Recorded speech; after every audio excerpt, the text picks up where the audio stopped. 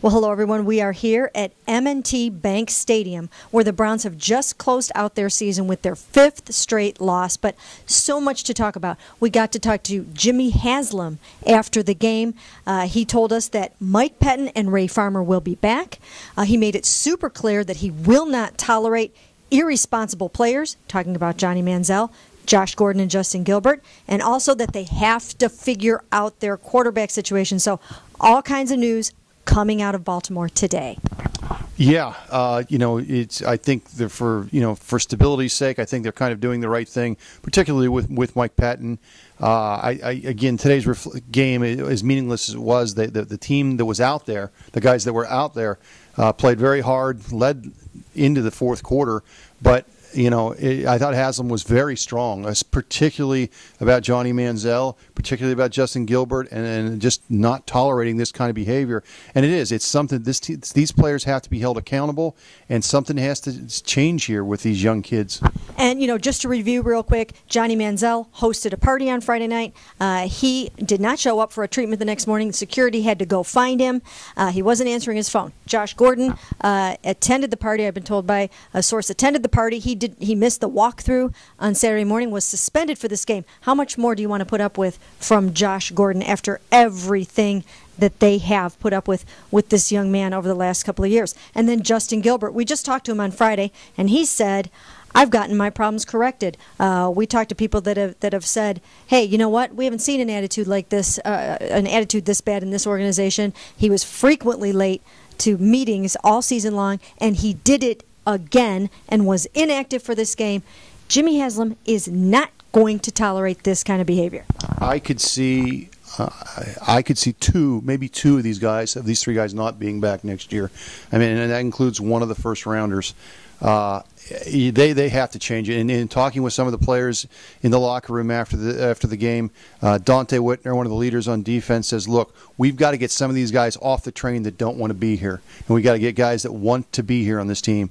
A couple other players kind of talking off the record, basically saying the same thing, that something has to change, and you cannot have this sense of entitlement, especially when you haven't done anything to this point. That's not Josh Gordon, but the other two kids.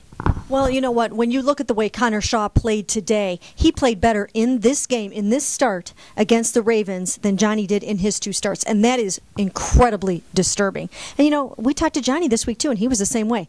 I've grown up. This is a job. Then you don't not show up for a treatment, and they have to send security to your apartment. It's just incredible that this is happening. Yeah, and as though Johnny Manziel's weekend could get any worse, Connor Shaw goes out and kind of delivers the kind of performance that I think a lot of people expected to see from Johnny Manziel.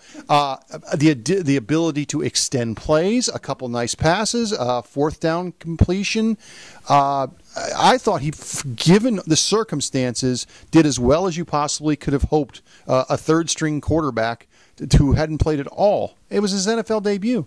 Right, and you know what? Again, coming in here where the Ravens never lose against that defense, and boy, he got beat up. What a tough kid. What a tough kid. If nothing else, this organization developed quite an admiration and a respect for Connor Shaw with the way he gutted it out today. I mean, he was getting clobbered. He was doubled over in pain at times. He was limping off the field. So good for him for being able to do that. He sort of has been kind of the anti-Johnny in some ways, with his work ethic, with his positive vibe, with everything that he has brought to the table. So Johnny has to step up to the plate. So does Justin Gilbert now. So does Josh Gordon. And the other thing is, again, Jimmy Haslam did say, too, hey, we have to figure out our quarterback situation. So darn well they are not counting on Johnny Manziel at this point to be their quarterback of the future. No, I agree. I mean, there's going to be, if Johnny's here next year, there's definitely going to be competition. There's no way this team is handing this job to him again, especially after what we saw.